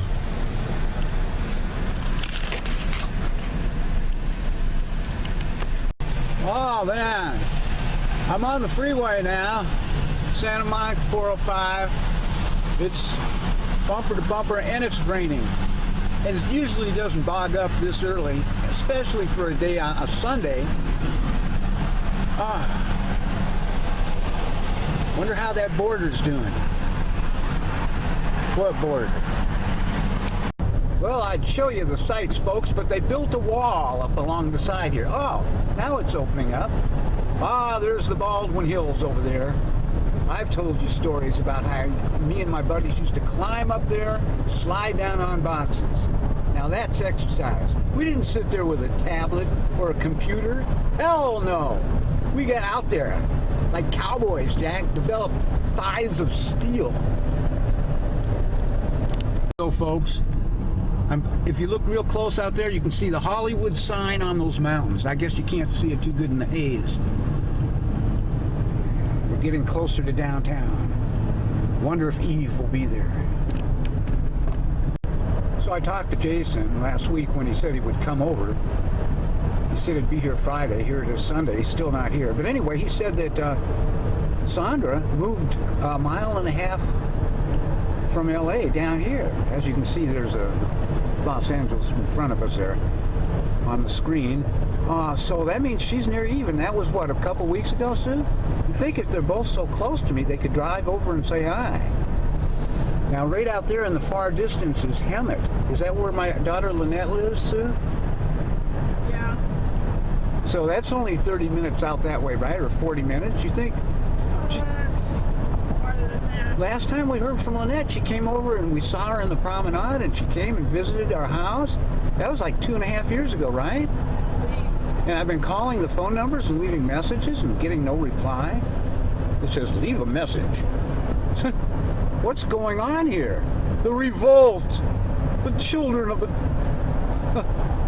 of weirdness. What is going on? Anyway, we'll get to the bottom of this right now. We'll break up this mystery. Remind me to subtly look at their arms to see if there are tracks from heroin needles. Now, my kids don't take drugs, folks. But a dad is never sure. I haven't heard from him in a couple months, man. In Eve's case, you know, since we went to Jason's trial, at least she showed up for that. That was nice of her. Thank you, Eve, for showing up at the trial. Okay, there's downtown LA over there to the left. I'm panning over there. See Mrs. Palm. Get out of the way, palm tree. Do you hear me? Right now. Move. That's it. Well, I'm going to start to get over now. Yeah, there's those buildings. Oops. We are really downtown now. You can see the U.S. Bank building. That's going to be probably struck in the future if those terrorists continue in the path that they've been going, you know, beheading people and stuff like that. Hi. Well, in case I get Alzheimer's, there's the Portsmouth Hotel at Hill and Pico. I think my room was that one.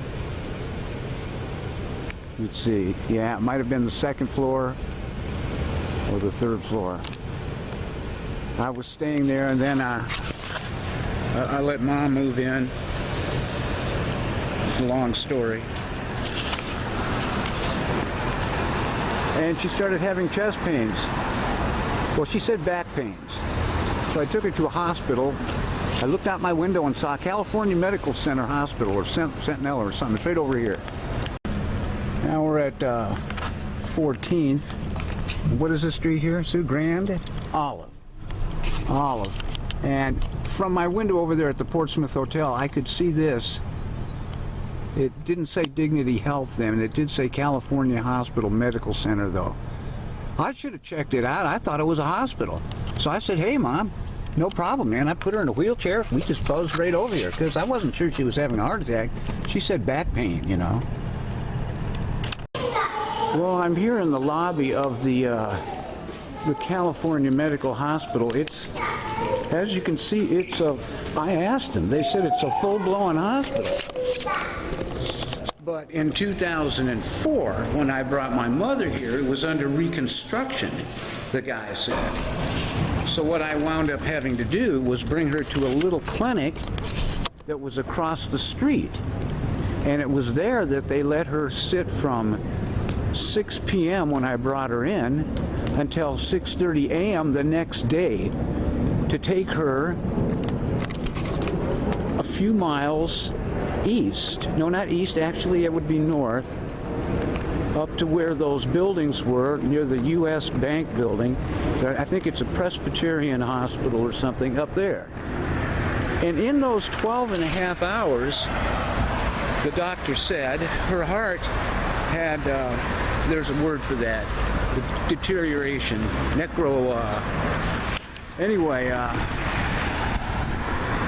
and he could do nothing for her, basically. That's what they told me. And they said, just take her off support, you know? And by the time I got there, they said that she was gone. It's sad, but you know, this big building here, I mean, you would think that they would have had a sign saying under renovation,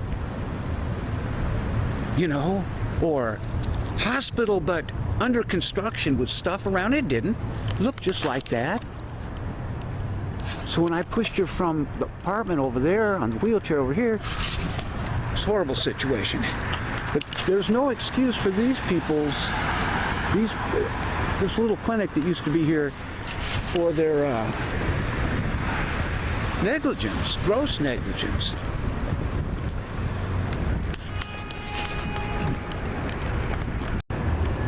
I sat in there from 6 p.m. to 6 a.m., 6:30 a.m. with my mother, and it took them, they recognized that she was having heart problems at around 45 minutes, 20 minutes after they got her onto a bed and monitored her heart there.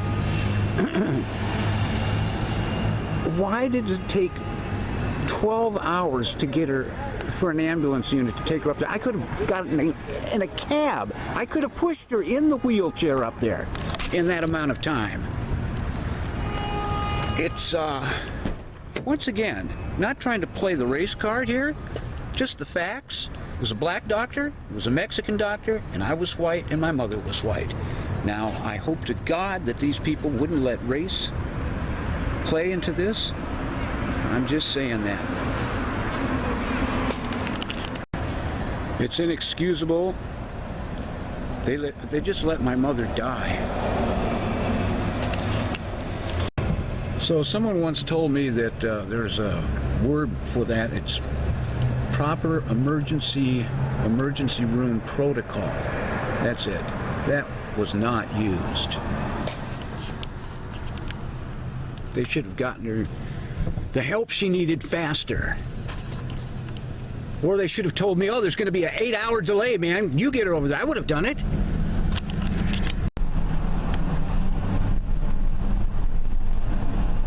I better shut off the camera. I'm depressed now.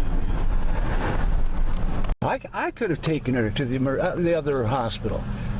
They did something to your mom too, right, Sue? What did they misdiagnose your mom? Yeah. Tell me about it. Well, they diagnosed her with this Alzheimer's. Uh-huh. And then when she died, they said that she had a brain tumor. A brain tumor. So they didn't test for the brain tumor in your mom at all, huh?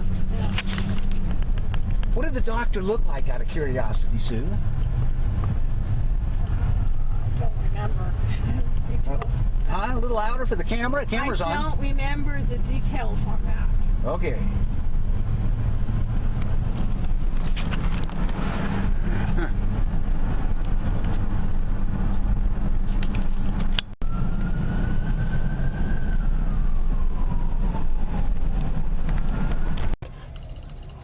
You know, while I'm outraged here, why don't I throw in this third strange fact? My daughter, Lillian Victoria Sanford, that incident was also suspect. What happened there? I'll tell you what happened there.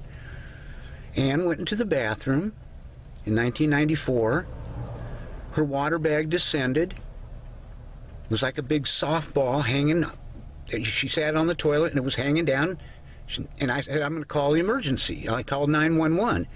Paramedics came over. They laid her down on her back.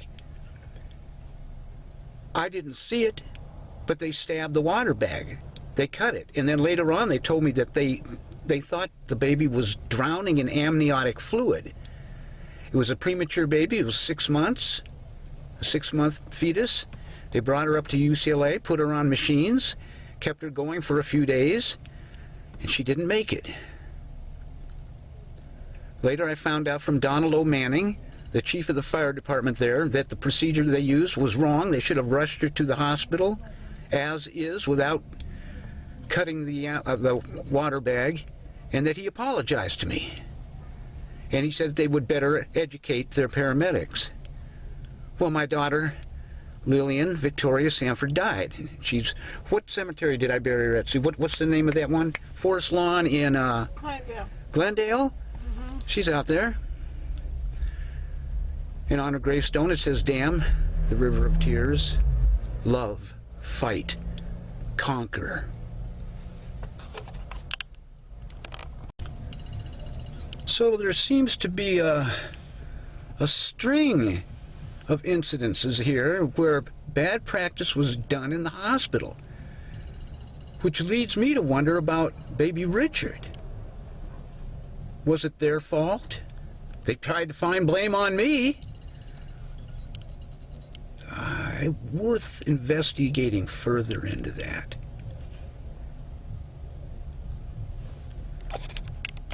Negligence on their part? Or is it a pogrom? Not program. Look it up in the dictionary, you guys. A pogrom being used against me.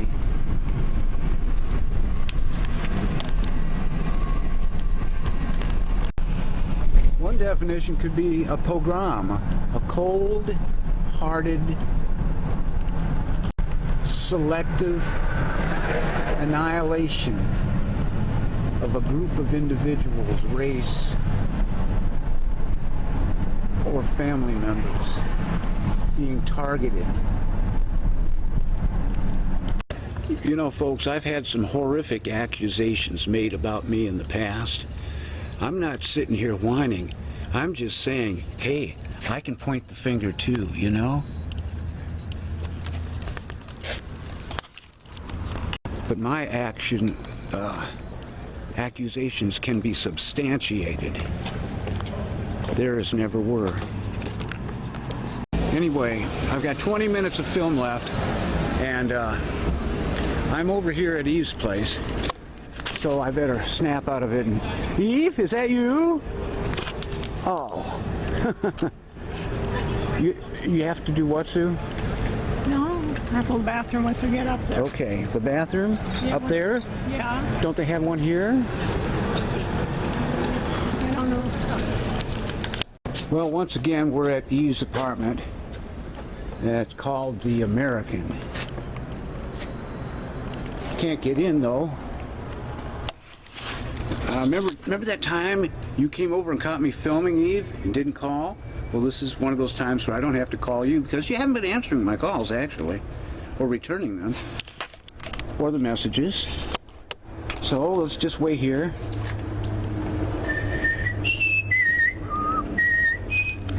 Sue's gonna make it, aren't you, Sue?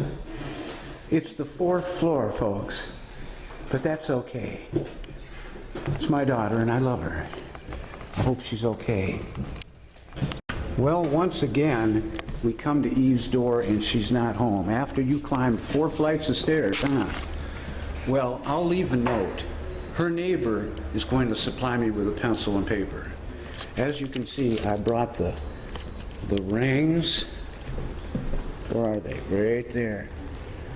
And wrapped in a nice velvet case. What kind of emeralds? What are these? The green things? Jade, something like that. And the 5 $20 bills, or is it 5 $100 bills? The plot thickens.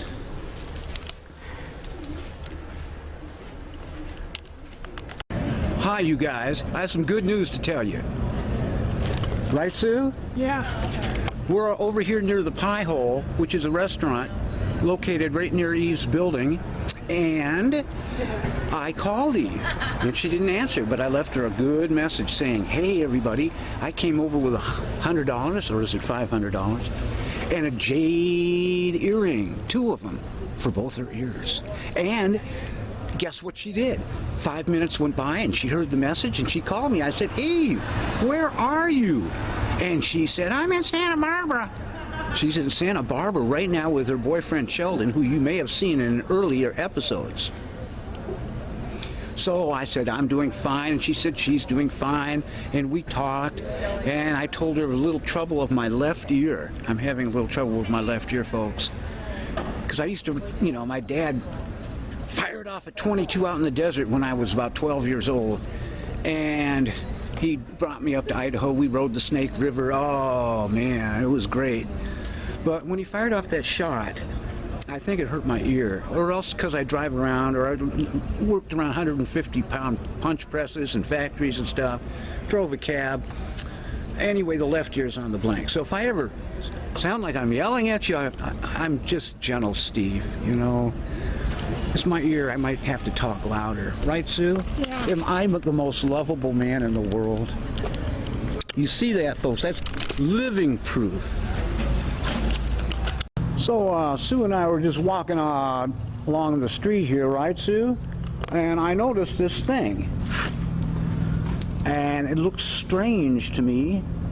I don't know what the heck it is.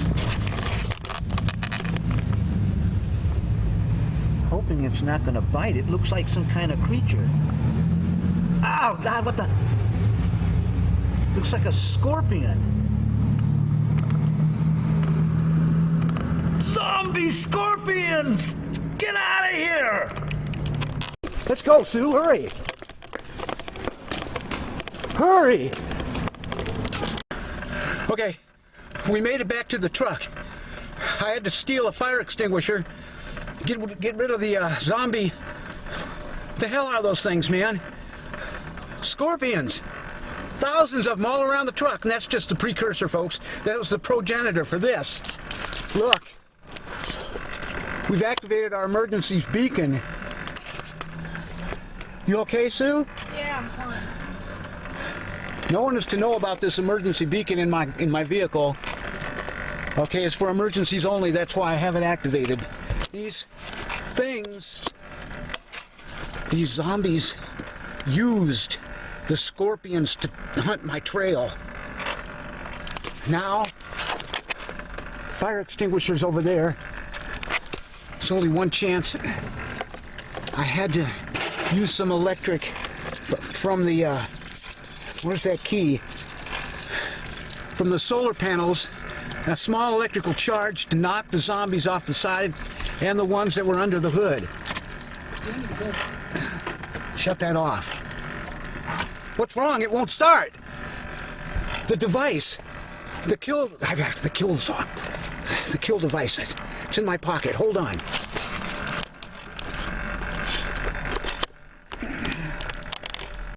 Okay, we're rolling.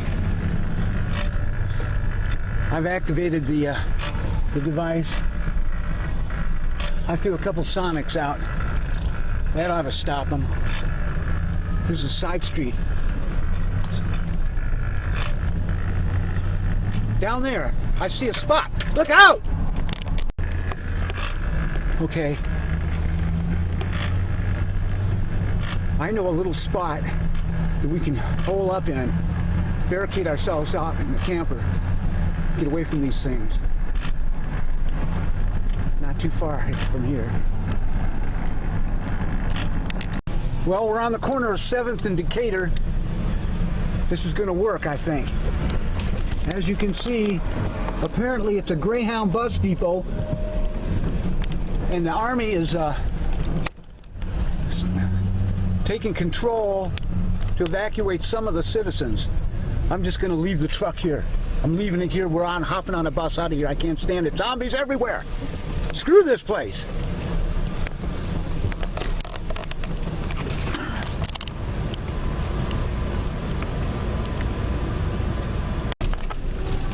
People are fleeing.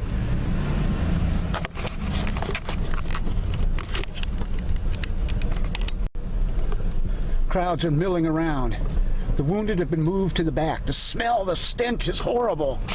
Wow. Why? How did these things ever start? Who brought them? Why? This used to be such a peaceful town. Hey, dude, look at that chick.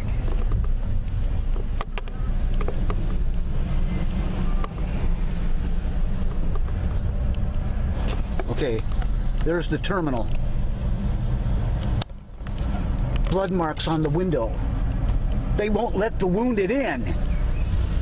Shoveling them in pickup trucks, carting their bodies away. God, why? Okay, we'll go over here. Get the money, the jewels, everything we can get out of here. Everything we can salvage to go up north.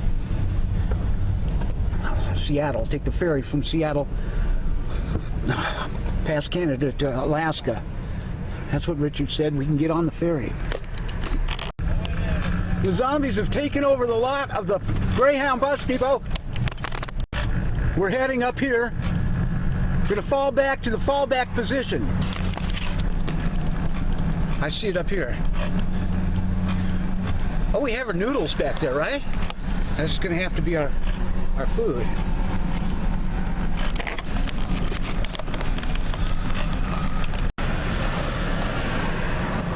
The trains have left, leaving a bunch of people stranded. The jets, they're taking off. They're gonna drop one. Oh no! Ah! Hours have passed. Still there's more activity. The buses are leaving. You all right? Yeah, just... Okay. Oh, that's great. That's real great. Cops are taking off. Jeez, make this turn. Okay.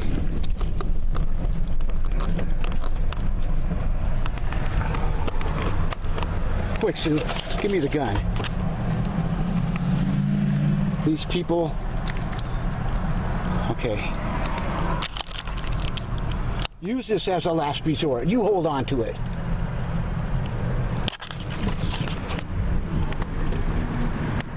Looking off in my rear view mirror, there's more of them. We're out of here.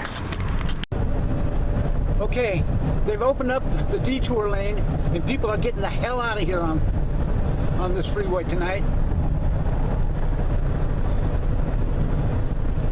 Hey, I'm gonna have to pull over and get some fuel. Darn it. Darn it. Look at how deep that pothole is. Jeez, man. I gotta go around that thing. If I would have hit that, that's on Washington and Western, folks. Hit a pothole that goes in 7 inches. If I was on my motorcycle, I'd have been a doomed man, unless I was holding on pretty good. Whoa! That wasn't a pothole, that was a manhole cover. Straight down like that. While Rome burns.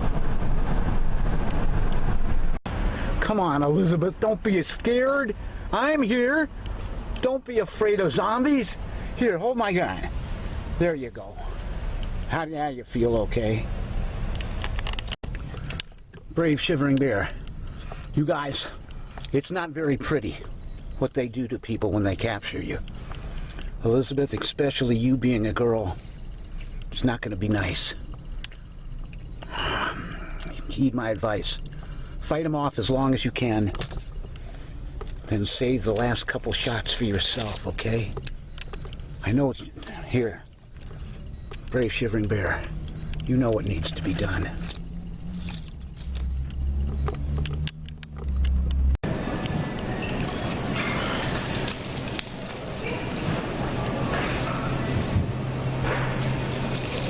There's some food left here. Come on, grab it, help me. Folks, we're out here at the corner of Western and Sunset Boulevard. Found a store that had some chickens left. Got a 2 3/4 pound chicken for me and Sue. Thank you, Lord Jesus, for the food we're about to have. May it give us the strength to overcome our enemies and teach them the error of their ways. Ah, my little warning light still works. That's great. Well, we're still eating the chicken here on Sunset Boulevard. Did I mention to you folks that Sue doesn't eat the drumstick or the thigh? Which means I get a double dose of those things, man. It really makes my day. I'm feeling hungry as hungry can be, right, Purr? All right, let's eat. Hold on, you guys. You're safe. You're way up there. Zombies can't reach you. Okay. We're still here. We just finished our chicken, which was really superb. How you feeling, Sue? That was good chicken. Okay, we're up here at the top of Hollywood Boulevard. There's still some zombie activity. We're heading west. We just left Western. Heading towards Highland and La Brea. I'm doing a licensed probe here. Tell me when that light turns green, Sue. I'm on a zombie hunt.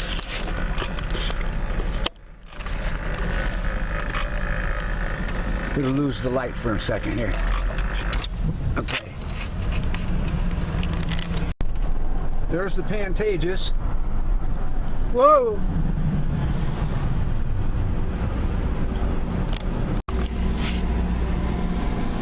Okay, my partner over there is taking that lane.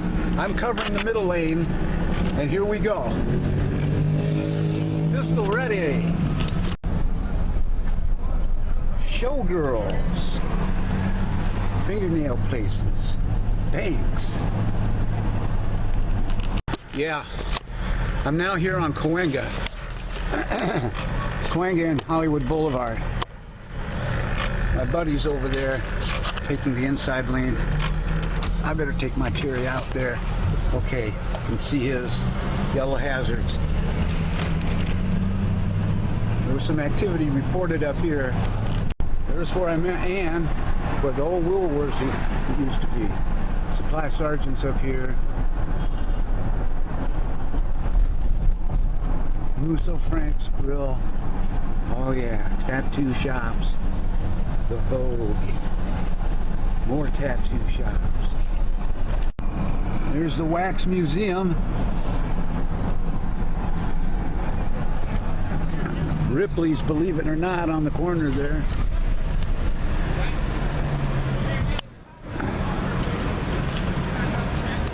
Tell me when that light turns green. Tell me if you say, what's that thing in the whoa, what's that thing in the sidewalk? In the middle of the street there, Susan. Roll your window down. Is that a purse? A purse! Quick, lady! See, sometimes so slow. Roll the window down, madam. Listen to the instructions. Go away. What is that? Is it a pillowcase then? It was a figment. Okay. Well, what have we here? El Capitan. And, oh, the Chinese theater. Yes, indeed. It used to be Grauman's. That's where all the cement things, the footprints and all that stuff. Get out of my way, car. There it is, all right. I think Richard did a movie there once, you know? My friend in Alaska, good buddy that I have. Sunset Boulevard, baby. And La Brea. Let's get on down here. Cruising Sunset Boulevard. Yes, sir. Having a good time. Hey, there's the Seventh Veil, man. I ought to take Jason up here. Isn't that a strip club? Live nude, it says. Whoa. Leave her alone. What is this girl doing? I don't know. Leave her alone, please. Please. Please. Leave her. 1 o'clock in the fucking... Hey, don't use the F word every time to me, man. I thought I asked you to park the F word. So there's a comedy store, huh? Uh-oh. Uh-oh. Something's up. All right. There's Turner's Liquor Store. Now, Richard and I found about $85 in a phone booth once right over there. Speaking of what Richard and I did, here's Whiskey A Go-Go. Richard and I walked in that place. Jimi Hendrix got out of a limousine with 2 girls on his arms. went in there and played guitar, took away the guitar from the guy that was playing it there, and just started jamming. Richard and I got in there and ordered a drink, and we were 10 feet away from Hendrix, watching him live, front row center, man. Right, Richard? You remember that, bud? I told Richard I'd send him some of this. Okay, here we go. Is this Doheny? Remember that girl on Doheny, Richard, up there in that tall apartment? Well, folks, I've got 1 minute left, so I gotta say that this is the end. And if we see you again in our next movie, look for us, pray for us, and until that time, keep your zombie drills very functional so that you can survive any zombie, anywhere, anytime. Goodbye, folks. Here, what do you say, Sue? Goodbye. Give us a kiss. Go say kiss everybody. Blow us a kiss. All right. All right. She blows a kiss, everybody. Next time. Love you. A Battle Bird production.